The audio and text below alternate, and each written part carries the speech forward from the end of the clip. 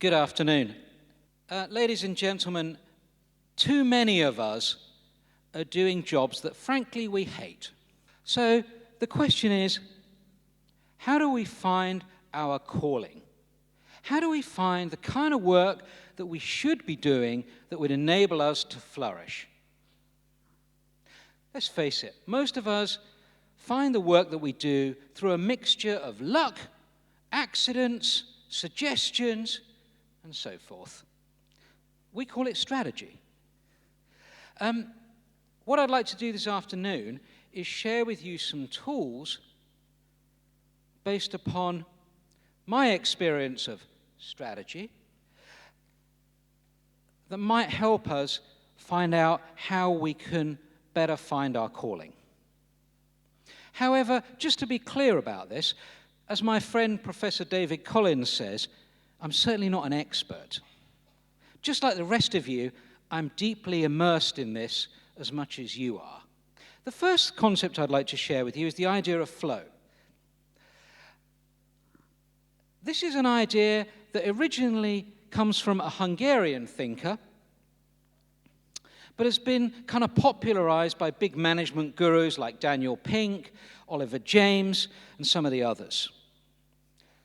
Flow is the idea that you're in the zone. The idea that we take part in activities which are so absorbing we lose track of time. Time stands still.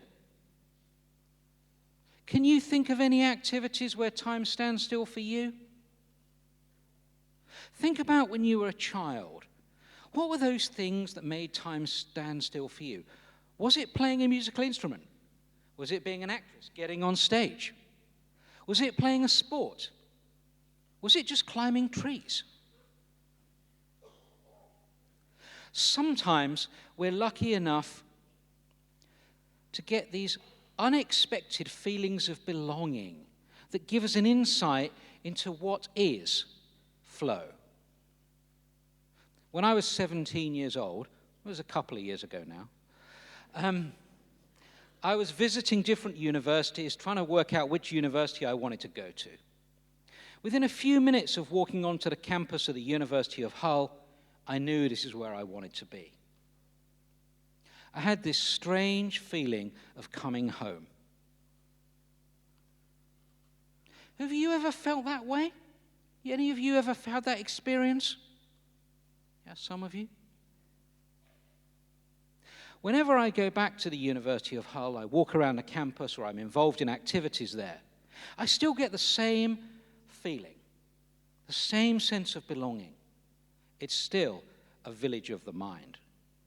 The second concept I'd like to share with you today is the 80-20 principle, sometimes called Pareto's law. Anybody know what the 80-20 principle is about? Anybody want to tell us? Essentially, the 80-20 principle says that 80% of our achievements come from 20% of our efforts and vice versa. And yes, this does mean that most of our time, we're frankly wasting our time. The entire management consulting industry, the entire investment banking industry is based on little more than a pretty thorough understanding of this.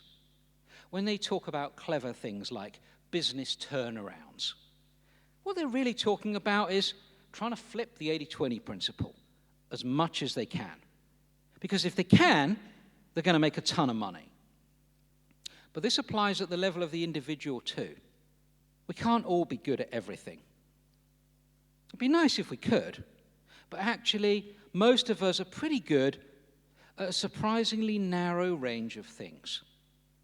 However, when I was at school, and I'm guessing it's probably true for most of you, I was told to work hard at the things I wasn't so good at. How many of you were given extra tuition to help you with the things you weren't so good at? How many of you had the joy of extra maths? Oh yeah, we all loved that. I hated school. I was absolutely rubbish at about anything that required me to learn rules.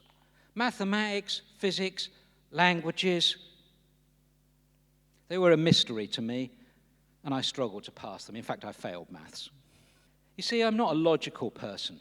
I'm really about the idea of concepts, exciting ideas. But at school I was taught that good work is hard work.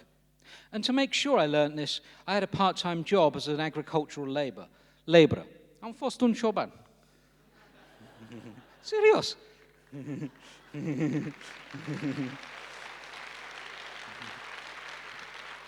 But at the same time, when I was about 14 years old, I had a geography teacher that really kind of inspired me. He was extremely passionate about environmental issues. And that passion he shared, and it's something I've never really let go of. Nobody expected me to go to university, least of all me. But when I did get there, I flourished. And in my final year, my lecturer of environmental politics asked me if I wanted to do a PhD with him, which I did. I remember meeting one of the most senior Romanian HR directors, and she said to me the key lesson she'd learned in her career was unlearn everything you were taught at school. Do not spend time trying to get better at the things that you're not good at. Just focus on what you're great at, but make sure somebody else looks after the things that you're not so good at.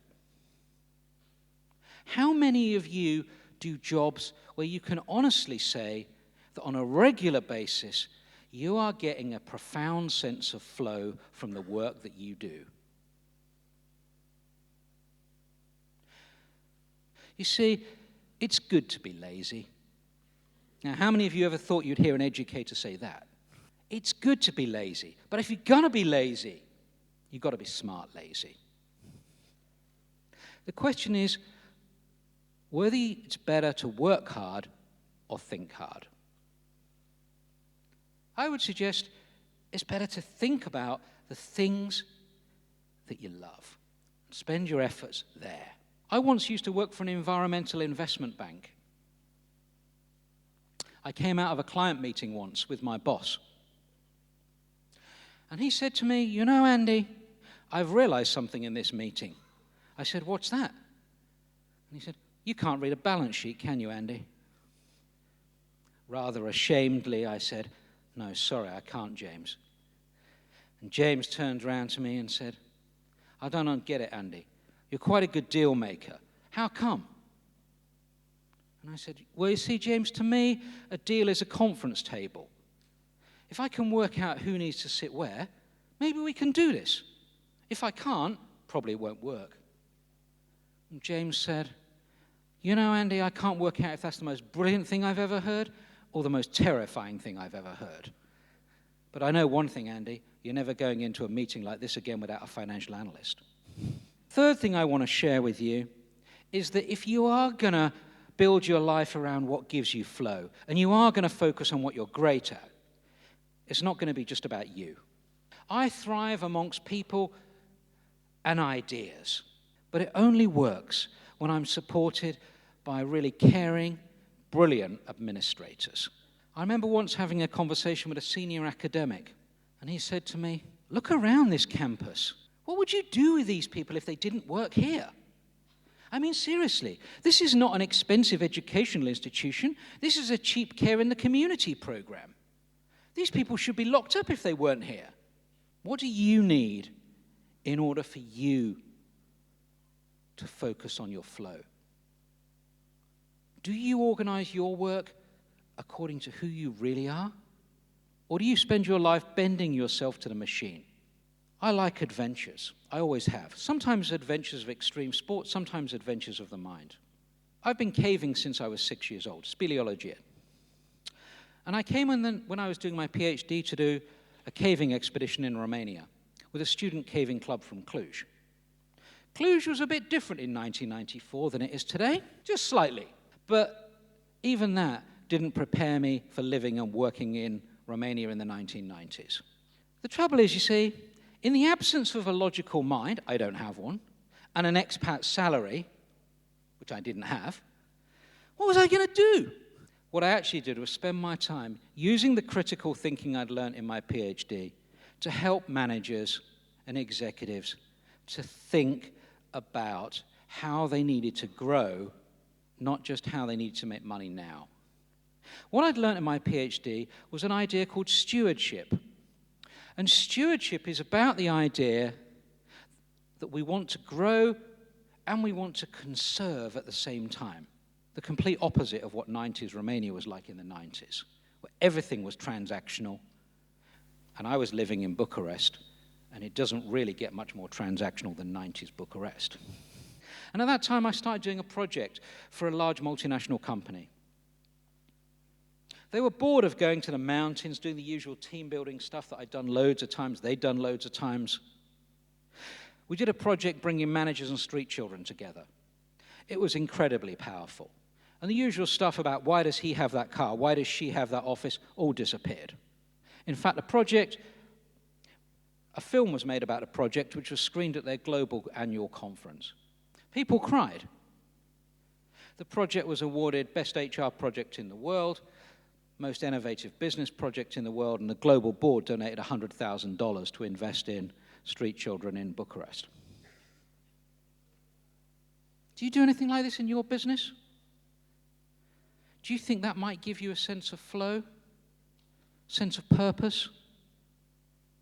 When I did this project, a new manager came to take over, new country manager.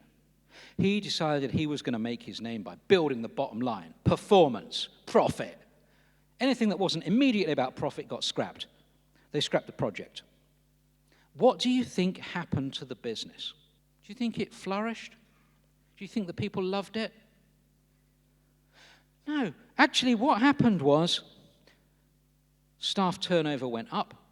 Everybody involved in the Street Kids project wanted to leave. Performance and motivation went down.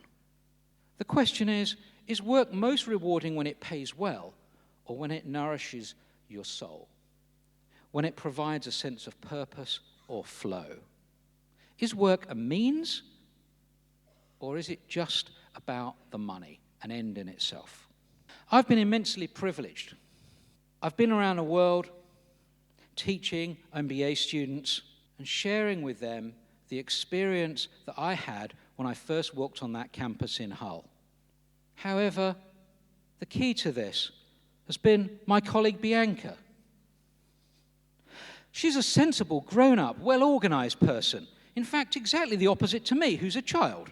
She provides structure to the madness of my ideas.